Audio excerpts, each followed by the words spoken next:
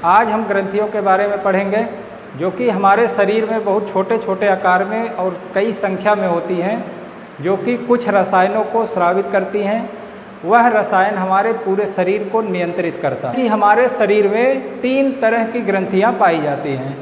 एक हो गई एक्सोक्राइन, दूसरी है इंडोक्राइन, तीसरी है मिक्स्ड ग्लैंड। एक्सोक्राइन ग्रंथि होती है, इसको हम बहिस्रावी ग्रंथि भी कहते हैं, और इंडोक्राइन ग्लैंड को हम अंतःस्रावी ग्रंथि कहते हैं। मिक्स्ड ग्लैंड जो कि मिश्रित ग्रंथि कही जाती है। अब देखिए एक्सोक्राइन, इंडोक्राइन और मिक्स्ड ग्लैंड में क्या क्या अंतर है। तो सबसे पहले हम देखेंगे एक्सोक्राइन। इसमें देखिए निकलने वाला जो रसायन होता है उसका नाम है एंजाइम। जो एक्सोक्राइन ग्रंथि होती है इसमें नली की आवश्यकता होती है। इसमें क्या होता है, नली की आवश्यकता होती है। नली यानी कि डक्ट,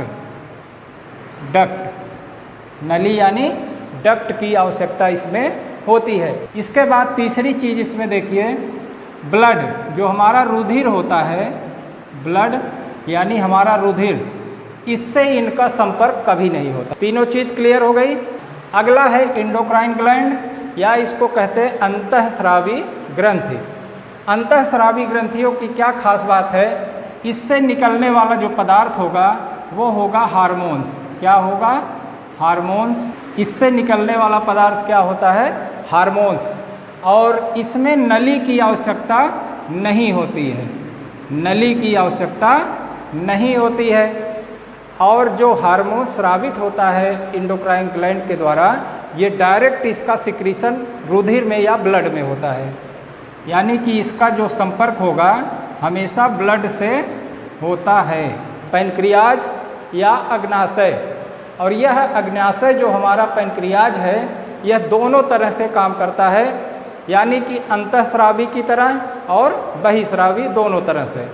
अभी इसको हम बाद में देखेंगे कि कैसे ये अंतःस्रावी की तरह कार्य करता है और कैसे ये बहिस्रावी की तरह कार्य करता है। उसके पहले हम क्या करेंगे, सबसे पहले हमको देखना है एक्सोक्राइन, इससे क्या क्या एंजाइम्स निकलते हैं। इसमें देखेंगे पहला क्या है, हमारी जो ग्रंथि है सेरुमेन।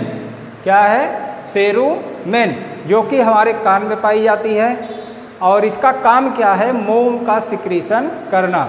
मोम का सिक्रीशन इसलिए होता है जैसे वातावरण से धूल, मिट्टी के कण या बैक्टीरिया, रोगाणु हमारे कान के अंदर इंटर ना कर पाए, इसी में चिपक कर रुक जाते हैं। दूसरी ग्रंथि हमारी है सीबेशियस, ये वाली सीबेशियस ग्रंथि, जो कि हमारे नाक के ऊपर इस स्किन के अंदर पाई जाती है। इसका काम क्या है, तेल का सिक्रीशन करना, ऑयल का सिक्रीशन करना, जिससे कि हमारी त्वचा मुलायम बनी रहे और हल्का तेली बनी रहती है और चिकनी बनी रहती है। तो अगली जो हमारी ग्रंथि एक्सोक्राइन ग्लैंड के अंतर्गत आएगी उसका नाम है सैलिवरी, यानी कि लार ग्रंथियाँ। लार ग्रंथियाँ हमारे मुंह के अंदर होती हैं। लार ग्रंथियाँ 3 जोड़ी होती हैं, 2 यहाँ दोनों कान के नीचे, 2 जबड़ों में और 2 जीभ के एकदम सीधा नीचे। यहाँ जो होती हैं कान के नीचे उसका नाम है पैरोटिड ग्लैंड, और जो जबड़ों में होती है इसका नाम है अधोहनु, और जो जीभ के नीचे होती है उसका नाम है अधोजिह्वा। तो ये 3 तरह की सैलिवरी ग्लैंड होती है हमारे शरीर में। और इनका काम भी जान लीजिए, सैलिवरी ग्लैंड जो होती हैं या लार ग्रंथियाँ जो होती हैं, इनसे लार का सिक्रीशन होता है, और लार में एंजाइम्स होते हैं जो कि हमारे भोजन को पचाने का काम करते हैं। अब वह एंजाइम का नाम क्या है, टाइलिन, स्टार्च को पचाने का काम करता है। इसके बाद अगली जो ग्रंथि हमारी आती है स्वीट ग्लैंड। स्वीट ग्लैंड या स्वेद ग्रंथि, यह ग्रंथि जो होती है यह पसीने का स्रावण करती है। पसीने का स्रावण करने से क्या होता है कि हमारे शरीर का जो तापमान है वो हमेशा नियंत्रित रहे। अगली जो ग्रंथि आती है इसमें 2 आती हैं, एक लक्राइमल और एक है मोबेमियन। 2 ग्रंथियाँ जो होती हैं ये हमारे आँखों में पाई जाती हैं। एक लक्राइमल जो है वो आँख के ऊपर पाई जाती है, और नीचे वाली जो मोबेनियम है, ये जो ग्लैंड होती है यह आँख के नीचे पाई जाती है। अब ऊपर वाले का काम क्या है ये जान लो।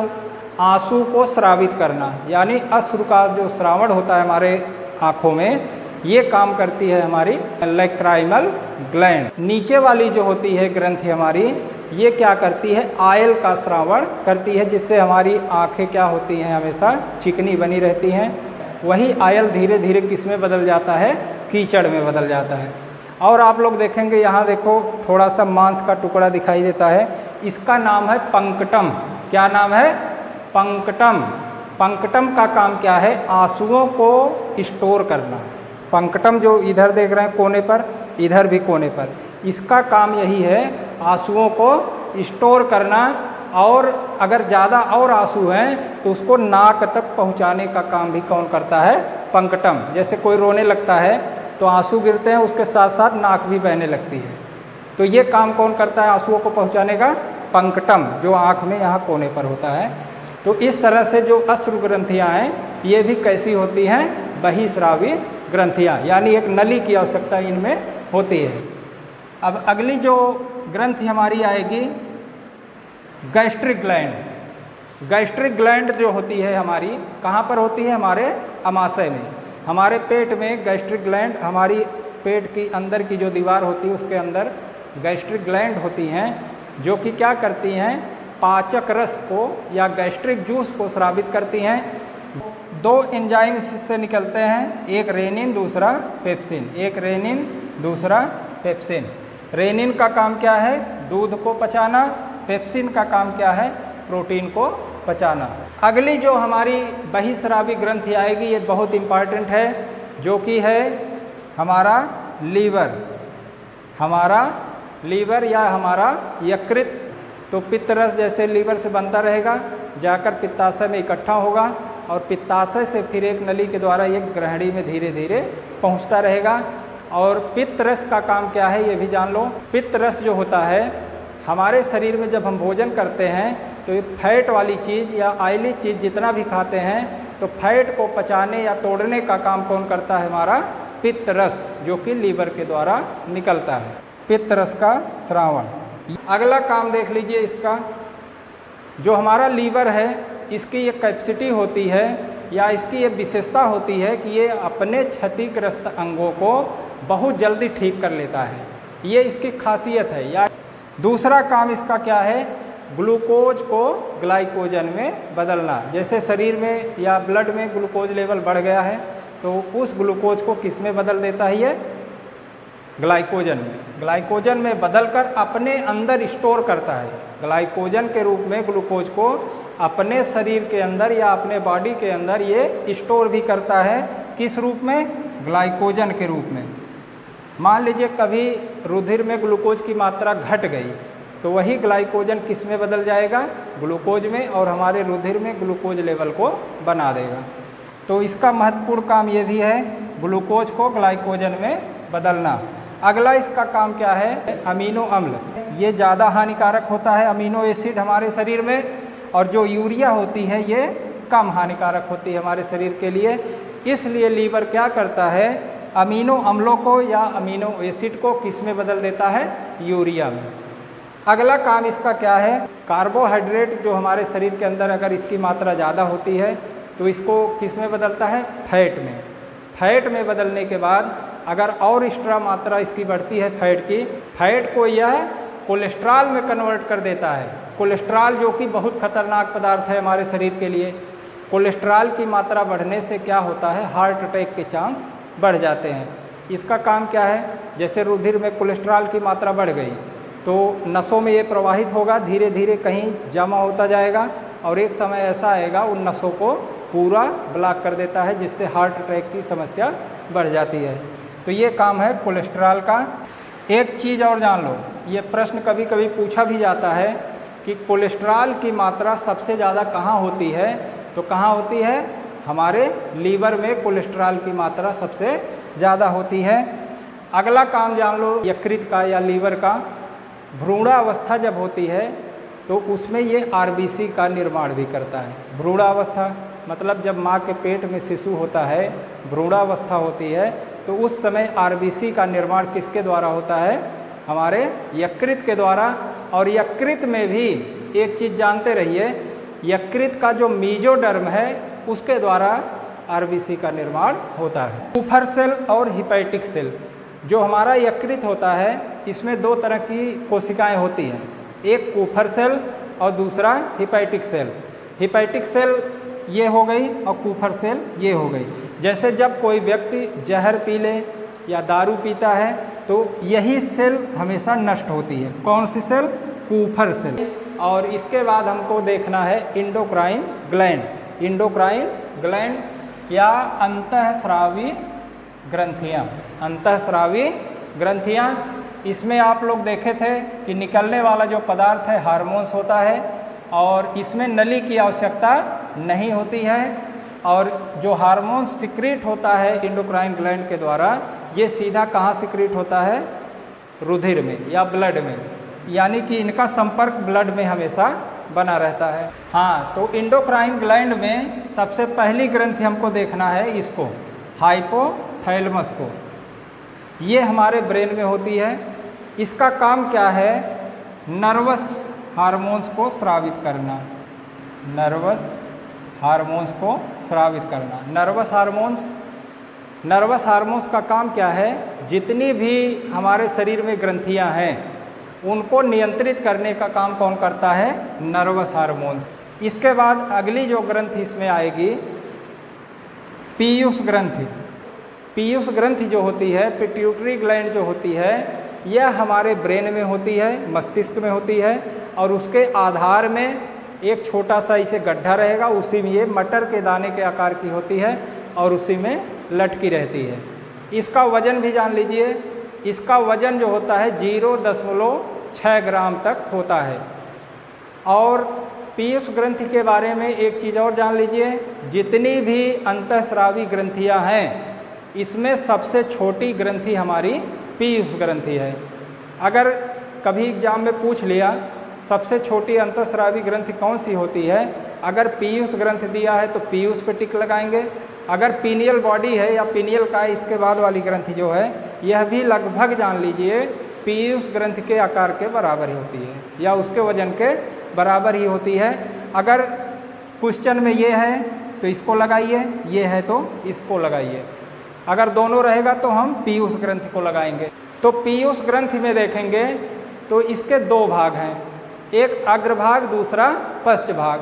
अग्रभाग से 4-5 हार्मोन्स निकलते हैं, उसको देख लीजिए। इसके बाद पश्च वाले से केवल 2 हार्मोन्स निकलते हैं, इसको देखेंगे। तो अग्र वाले भाग से देख लीजिए, एक है एसटीएच, सोमैटोट्रॉपिक हार्मोन्स। सोमैटोट्रॉपिक हार्मोन्स या इसको ग्रोथ हार्मोन्स भी कहते हैं। क्या कहते हैं? Growth hormones. ग्रोथ हार्मोन्स कहते हैं। ग्रोथ हार्मोन्स यानी कि वृद्धि हार्मोन्स। सोमैटोट्रॉपिक हार्मोन्स जो होता है यह हमारे शरीर में वृद्धि विकास को नियंत्रित करता है। अभी देखिए जैसे सोमैटोट्रॉपिक हार्मोन्स है, अगर अधिक मात्रा में निकल जाए तो क्या होगा? हमारे शरीर में वृद्धि बहुत तेज़ी से और बहुत ज़्यादा हो जाएगी। तब क्या होगा? ज़्यादा मात्रा में इसके निकलने से महाकायता वाला रोग हो जाएगा। जैसे खली के देख लीजिए, शरीर ज़रूरत से ज़्यादा, नॉर्मल से ज़्यादा बहुत बड़ा है, तो उनको कैसा रोग है? महाकायता वाला। और अगर मान लीजिए एसटीएच या ग्रोथ हार्मोन्स जो है हमारे शरीर में अगर कम मात्रा में निकलता है या जितना नॉर्मल होना चाहिए उससे बहुत ज़्यादा कम निकलेगा तो क्या होगा? बौनापन, यानी हम छोटे हो जाएंगे बहुत ज़्यादा। तो एसटीएच का काम क्या है? हमारे शरीर के अंदर वृद्धि और विकास को नियंत्रित करना। अगला अग्रभाग से निकलता है टीएसएच, ये है thyroid stimulating hormones. Thyroid stimulating hormones. अब इसका काम जान लीजिए, यह पीयूष ग्रंथि के अग्रभाग से निकलता है। थायराइड को क्या करती है? प्रेरित करती है थायरॉक्सिन हार्मोन्स को छोड़ने के लिए। इसके बाद आ गया एलटीएच क्या है? Lactogenic hormones. क्या है? लैक्टोजेनिक हार्मोन्स या प्रोलैक्टिन भी कह सकते हैं इसको। लैक्टोजेनिक हार्मोन्स का काम क्या है? यह दुग्ध निर्माण, मिल्क फार्मेशन। दुग्ध निर्माण का मतलब मिल्क फार्मेशन, दुग्ध निर्माण को प्रेरित करता है। क्या करता है? दुग्ध निर्माण को प्रेरित करता है। अब अगला जो हार्मोन्स आएगा वह आएगा ल्यूटिनाइजिंग हार्मोन्स जो होता है, ये मेल फीमेल दोनों में काम करता है। इसका मेन काम क्या है? टेस्टिस से स्पर्म का निर्माण करवाना और ओवरी से ओवा का निर्माण करवाना। तो इससे निकलने वाले हार्मोन्स जो होते हैं, पहला है एसटीएच सोमैटोट्रॉपिक हार्मोन्स, जिसका काम क्या है? वृद्धि को नियंत्रित करना। अगला है टीएसएच यानी कि थायराइड स्टिमुलेटिंग हार्मोन्स, जिसका काम क्या है? थायराइड ग्रंथि को प्रेरित करता है थायरॉक्सिन के स्रावण के लिए। अगला आएगा एलटीएच लैक्टोजेनिक हार्मोन्स, या इसको प्रोलैक्टिन भी कह सकते हो। इसका काम क्या है? दुग्ध निर्माण को प्रेरित करना। और पश्च वाले से दो हार्मोन्स होते हैं, एक पहला है वेसोप्रेसिन, दूसरा है ऑक्सीटोसिन। वेसोप्रेसिन का काम क्या है? यूरिन या पेशाब की सांद्रता को बनाए रखना। देखिए, अगर जैसे वेसोप्रेसिन जो होती है कम मात्रा में स्रावित होगी तो हमारी पेशाब जो होती है वो पतली हो जाएगी, यानी उसका कंसंट्रेशन कम हो जाएगा, उसकी सांद्रता कम हो जाएगी और हमारे शरीर से ज़्यादा पानी की मात्रा बाहर निकल जाएगी, जिससे डिहाइड्रेशन होने के चांस बढ़ जाते हैं। अगर मान लीजिए ये ज़्यादा मात्रा में स्रावित होगा तो हमारे यूरिन को क्या कर देगा? गाढ़ा कर देगा, जिससे पेशाब करने में जलन होने लगती है। इसलिए आप जानते रहिए कि वेसोप्रेसिन जो होती है हमारे पेशाब की सांद्रता को नियंत्रित करती है। अगला हार्मोन्स क्या है? ऑक्सीटोसिन। ऑक्सीटोसिन का काम क्या है? दुग्ध स्राव को प्रेरित करना। अभी देख लीजिए, थोड़ा सा कन्फ्यूजन होगा। इसका काम क्या है? दुग्ध स्राव को, क्या काम है? दुग्ध के स्राव को ये स्राव करवाता है, और जो एलटीएच है ये क्या करवाता है? निर्माण। यही दोनों में अंतर है। यानी लैक्टोजेनिक जो हार्मोन्स होगा वो निर्माण के लिए प्रेरित करता है, और ऑक्सीटोसिन जो है ये दुग्ध के स्राव को प्रेरित करता है। एक चीज़ और जान लीजिए, उदाहरण में देख सकते हैं, जैसे कोई गाय या भैंस है, जब उसका बच्चा पीता है तो दूध को आसानी से पी लेता है, लेकिन जब कोई व्यक्ति अगर उसको दूहना चाहे तो बहुत मजबूती से ताकत लगानी पड़ती है, तब जाकर दूध निकल पाता है। तो ऑक्सीटोसिन का यही काम है, दुग्ध स्राव को प्रेरित करना। अगली जो हमारी ग्रंथि है पीयूष ग्रंथि के बगल में ही होती है, यह भी लगभग पीयूष के आकार के बराबर होती है। तो दो हार्मोन्स इससे निकलते हैं, एक मेलेटोनिन, दूसरा सेरोटोनिन। अब दोनों का काम भी जान लीजिए। मेलेटोनिन का काम क्या है? हमारी त्वचा के कलर को निर्धारित करना या उसको काला बनाना। तो सेरोटोनिन का काम क्या है? हमारी नींद को नियंत्रित करना या उसको बढ़ाने का काम करती है। जब पिनियल बॉडी जो होती है बचपन में ज़्यादा एक्टिव रहती है, उस समय ये सेरोटोनिन का स्रावण ज़्यादा होता है। ये सेरोटोनिन का स्रावण ज़्यादा होता है, जिसके नाते बच्चे 18-20 घंटे तक सोते हैं। इसके बाद हम नीचे और जाएंगे तो हमारा गला है, गले में थायराइड ग्रंथि पाई जाती है। कौन सी ग्रंथि? थायराइड ग्रंथि पाई जाती है। थायराइड ग्रंथि से थायरॉक्सिन नामक हार्मोन्स का सिक्रीशन होता है। क्या निकलता है? थायरॉक्सिन नामक हार्मोन्स। यह हमारे शरीर में रक्त दाब को बढ़ाता है, या कह सकते हैं यह हमारे शरीर में रक्त दाब को नियंत्रित करता है, और हमारे शरीर में मेटाबॉलिज्म जो होता है उसको भी नियंत्रित करने का काम कौन करता है? हमारा थायराइड से निकलने वाला हार्मोन्स। ये दो चीज़ें इसमें होती हैं, टायरोसिन और आयोडीन। कभी कभी आयोडीन की कमी से घेघा रोग हो जाता है। क्रिटिनिज्म जो होता है ये किस में होता है? बच्चों में। एक होता है मिक्सोडीमा। मिक्सोडीमा जो कि मेल फीमेल दोनों में हो सकता है, लेकिन ज़्यादा करके ये होता है औरतों में, जिससे क्या होता है? शरीर बहुत ज़रूरत से ज़्यादा मोटा हो जाता है, और इसी को कहते हैं मिक्सोडीमा। टायरोसिन और आयोडीन याद रखना, ये बहुत बार पूछा गया है कि थायरॉक्सिन में क्या क्या पाया जाता है। तो टायरोसिन और आयोडीन, इसको याद रखना। इसके बाद देखिए, अगली जो हमारी अंतःस्रावी ग्रंथि आएगी थायराइड के एकदम ठीक पीछे, जान लीजिए, पैराथायराइड। कौन सी ग्रंथि है? पैराथायराइड ग्रंथि है, और इससे निकलने वाला हार्मोन्स होता है पैराथार्मोन्स। पैराथार्मोन्स या पैराथायरॉक्सिन भी इसको कह सकते हैं। तो पैराथार्मोन्स का काम क्या है? रुधिर में पोटेशियम और सोडियम के आयन की सांद्रता को बनाए रखता है। एक चीज़ और पैराथायराइड में जान लीजिए, बहुत महत्वपूर्ण है। एक ऐसी ग्रंथि है पैराथायराइड जो कि पीयूष ग्रंथि के कंट्रोल में नहीं होती है। ये बहुत इंपॉर्टेंट प्रश्न है। पैराथायराइड ही एक ऐसी ग्रंथि है जो पीयूष के कंट्रोल में नहीं होती है। बाकी जितनी भी ग्रंथियां हैं सभी पीयूष ग्रंथि के द्वारा नियंत्रित की जाती हैं। अरे इसीलिए तो इसको मास्टर ग्लैंड कहते हैं। अगली जो ग्रंथि है थाइमस ग्लैंड। अगली कौन सी है? थाइमस ग्लैंड या थाइमस ग्रंथि। अब देख लीजिए थाइमस ग्रंथि का स्थान कहाँ है। जैसे थायराइड यहाँ हो गई, पैराथायराइड इसके पीछे हो गई, और इसके बाद नीचे जब जाओगे तो थाइमस हमारे सीने में होती है, दोनों फेफड़ों के बीच में होती है। तो थाइमस जो ग्रंथि है ये हमारे शरीर में दो सिक्रीशन करती है। एक तो प्रोटीन बनाती है, दूसरा टी लिम्फोसाइट। एक काम इसका क्या है? प्रोटीन का निर्माण करना, और दूसरा काम क्या है? टी लिम्फोसाइट का निर्माण करना। टी लिम्फोसाइट का काम क्या है पहले जान लो। टी लिम्फोसाइट हमारे शरीर को रोग से बचाती है या हमारे शरीर की प्रतिरोधक क्षमता को बढ़ाती है। तो टी लिम्फोसाइट से क्या होगा? प्रतिरोधक क्षमता हमारी बढ़ती है। अब इसके बाद प्रोटीन का काम सब जानते ही होंगे। क्या काम है? शरीर की वृद्धि विकास, या मांसपेशियों की वृद्धि, हड्डियों की वृद्धि करना, या हमारे शरीर के टूटे फूटे ऊतकों की मरम्मत करना। ये सब प्रोटीन का काम है।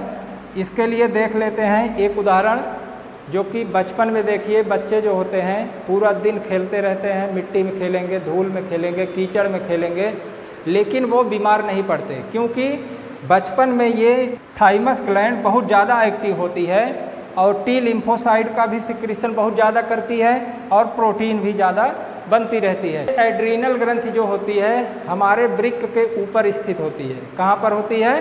हमारे वृक्क के ऊपरी भाग में स्थित होती है। इसके दो मुख्य भाग होते हैं, एक होता है कॉर्टेक्स, दूसरा होता है मेड्यूला। क्या क्या है इसके?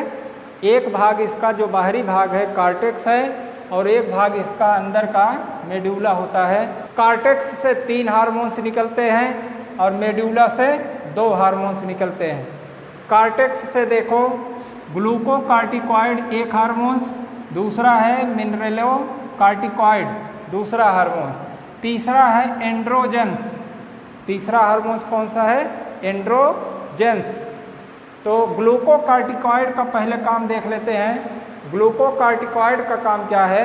हमारे रुधिर में ग्लूकोज की मात्रा को बढ़ाना। दूसरा काम मिनरलोकार्टिकॉइड, यह क्या करता है? हमारे शरीर में मिनरल जितने भी होते हैं, जैसे कैल्शियम हो गया, पोटेशियम हो गया, मैग्नीशियम हो गया, आयरन हो गया, इसकी मात्रा को क्या करते हैं? नियंत्रित करते रहते हैं। इसके बाद तीसरा हार्मोन्स इसमें निकलता है एंड्रोजेंस, जो कि एक नरलिंगी हार्मोन्स है। कैसा हार्मोन्स है?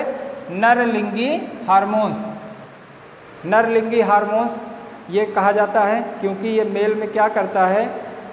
जितने भी इसके लैंगिक जनन की क्रियाएं होती हैं या उसके टेस्टिस या उसके जो ऑर्गन्स होते हैं उसकी वृद्धि विकास को नियंत्रित करता है। तो इस तरह से 3 हार्मोन्स कॉर्टेक्स से निकलते हैं, ग्लूकोकार्टिकॉइड, मिनरलोकार्टिकॉइड और एंड्रोजेंस। अब देखो इसका दूसरा जो भाग है मेड्यूला, मेड्यूला से 2 हार्मोन्स निकलते हैं, एक होगा एड्रीनेलिन, दूसरा नार एड्रीनेलिन।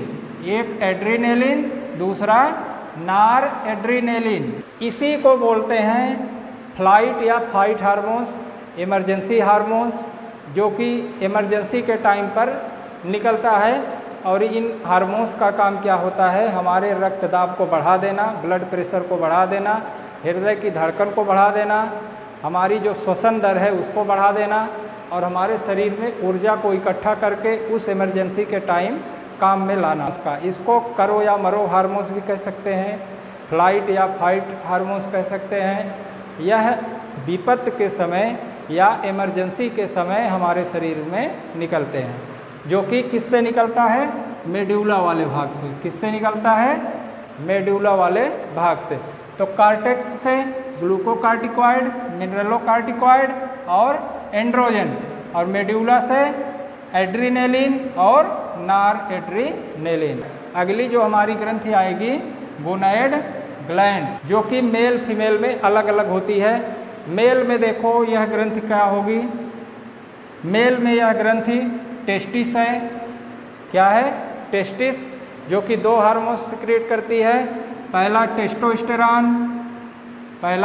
टेस्टोस्टेरॉन, दूसरा स्पर्म। और फीमेल में देख लीजिए ओवरी है, जिससे 3 हार्मोन्स निकलते हैं, एक है एस्ट्रोजन, दूसरा प्रोजेस्टेरॉन, तीसरा रिलैक्सिन। एस्ट्रोजन जो होता है लैंगिक परिपक्वता को निर्धारित करता है, लैंगिक जनन अंग को वृद्धि विकास के लिए प्रेरित करता है, ये सब इसके काम हैं। और प्रोजेस्टेरॉन का काम क्या है?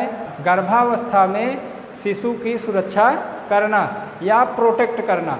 जब गर्भ में शिशु रहता है तो उसको प्रोटेक्ट करने का काम कौन करता है? प्रोजेस्टेरॉन। और रिलैक्सिन हार्मोन्स क्या है? रिलैक्सिन हार्मोन्स का काम क्या है ये जान लीजिए।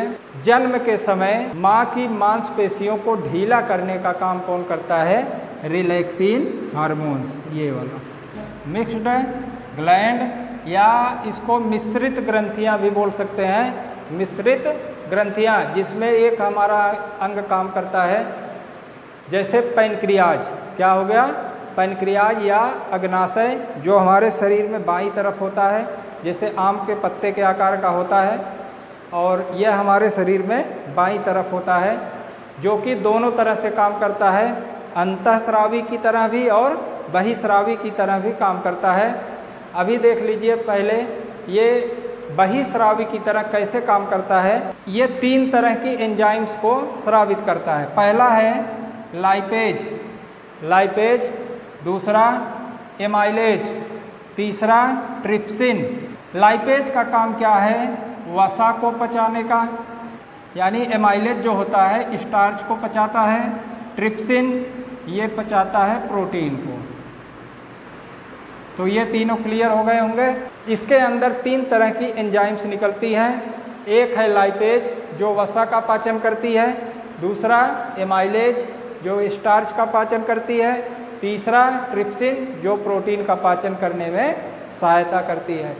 इस तरह से देखिए यह जो एंजाइम हैं तीनों, ये एक नली की सहायता से आकर हमारे आहार नाल में मिलती है। यानी जो पैनक्रियाज से एंजाइम ये निकलेंगे तीनों, ये एक नली के द्वारा आकर हमारी ग्रहणी में, जैसे अमाशय हम लोग डाइजेस्टिव सिस्टम में पढ़ेंगे, हमारा अमाशय है, अमाशय के आगे जो नली गई है उसको ग्रहणी बोलते हैं। ग्रहणी वही आगे जाकर छोटी आंत, फिर बड़ी आंत, सिस्टम पढ़ेंगे आगे। तो जो हमारी अमाशय के बाद ग्रहणी होती है, तो पैनक्रियाज से एक नली आकर उसी ग्रहणी में मिली रहती है। तो जो एंजाइम, यानी ये सब एंजाइम जो स्रावित होते हैं पैनक्रियाज में, वो इस नली के द्वारा कहाँ जाकर मिलेंगे? ग्रहणी में। यानी यह बहिस्रावी की तरह काम करती है, यानी इसमें नली होती है और एंजाइम्स का भी श्रावण करती है, इसलिए यह कैसी ग्रंथि हो गई? बहिस्रावी की तरह काम करने वाली। ठीक। अब देखिए इसके अलावा कुछ इसके अंदर कोशिकाएं होती हैं जिसको लैंगरहैंस की दीपिकाएं कहते हैं, क्योंकि इसकी खोज लैंगरहैंस नामक वैज्ञानिक ने की थी, इसलिए इन कोशिकाओं को क्या कहते हैं? लैंगरहैंस की दीपिकाएं। ये 3 तरह की होती हैं, अल्फा, बीटा और gamma. Alpha cell, beta cell और गामा। अल्फा से ग्लूकागॉन निकलता है जो कि हार्मोन्स है। अल्फा सेल से क्या निकलता है? ग्लूकागॉन ब्लड में ग्लूकोज लेवल को बढ़ाता है। क्या करता है? हमारे ब्लड में ग्लूकोज लेवल को बढ़ाने का काम करता है। इसके बाद दूसरी सेल है बीटा सेल, जिससे क्या स्रावित होता है? इंसुलिन। यह हमारे रुधिर में ग्लूकोज लेवल को घटाने का काम करता है। अगला है सोमैटोस्टैटिन। सोमैटोस्टैटिन का काम क्या है? हमारे शरीर के अंदर स्वांगीकरण को नियंत्रित करना, और दूसरा इसका काम क्या महत्वपूर्ण है? अल्फा और बीटा कोशिकाओं में समन्वय स्थापित करना। इस तरह से देखेंगे ये तीनों जो निकल रहे हैं रसायन, ये सभी हार्मोन्स हैं, और इसीलिए जो पैनक्रियाज हमारा है एंजाइम्स का भी सिक्रीशन करता है और हार्मोन्स का भी सिक्रीशन करता है, इसीलिए इसको मिश्रित ग्रंथि में रखा गया है, यानी इसके अंदर दोनों गुण हैं, दूसरा ये जो हार्मोन्स को सिक्रीट करता है। ठीक, तो इस तरह से हमारा पैनक्रियाज काम करता है, जो कि एक मिश्रित ग्रंथि के रूप में कार्य करता है। मान लीजिए रुधिर में ग्लूकोज की मात्रा घट गई, क्या हो गई, घट गई, तो उस समय क्या होगा, अल्फा कोशिका से ग्लूकोगान स्रावित होगा और यही ग्लूकोगान लीवर को प्रेरित करेगा, यानी जो ग्लाइकोजन उसके अंदर स्टोर है उसको किस में बदलने के लिए, ग्लूकोज में। और इसी ग्लूकोज से फिर क्या होगा, रुधिर का जो लेवल घटा था, ग्लूकोज की मात्रा घटी थी, वो मेंटेन हो जाती है। क्लियर। तो इस तरह से ग्लूकोगान हमारे रुधिर में ग्लूकोज लेवल को बढ़ाने का काम, इंसुलिन क्या काम करती है, रुधिर में ब्लड ग्लूकोज लेवल को घटाने का काम, और सोमैटोस्टैटिन दोनों में समन्वय को स्थापित करने का काम करती है। जैसे देखिए बीटा सेल कभी कभी खराब हो जाती है तो क्या होता है, इंसुलिन की मात्रा हमारे शरीर में नहीं बन पाती, तब कौन सा रोग हो जाएगा, मधुमेह या शुगर की बीमारी कह सकते हैं। या तो हमको बाहर से दवा खानी पड़ेगी या तो उतना हमको परहेज करना पड़ेगा। कभी कभी जब शुगर की मात्रा बहुत ज़्यादा बढ़ जाती है शरीर में तो अलग से इंसुलिन का इंजेक्शन भी लगवाना पड़ता है। तो इस तरह से जो हमारे शरीर में ग्रंथियां हैं, ये चैप्टर लगभग पूरा हो गया, ये टॉपिक पूरा हो गया।